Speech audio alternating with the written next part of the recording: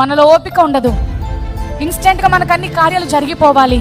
ఒక్కసారి ప్రార్థన చేసి బయటకు రాగానే మనకు కార్యం జరిగిపోవాలని చూస్తాం. కానీ దేవుడు అది కోరుకోవట్లేదు.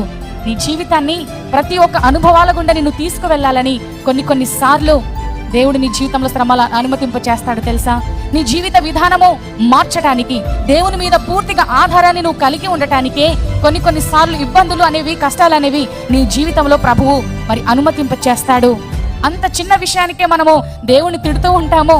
ఇన్ని ప్రార్థనలు వృధా, నేను చేస్తున్న ఉపవాసాలు వృధా, ఆచారపూర్వకమైన భక్తి ద్వారా నువ్వు కార్యాన్ని పొందుకోలేవు. కానీ యేసుక్రీస్తు ప్రభువారిని, ఆయన యొక్క సిలువ రక్తమును ఎందుకు నా కొరకు యేసే చనిపోయాడు, ఇన్ని శ్రమను నా కొరకు అనుభవించాల్సిన అవసరత ఏంటి?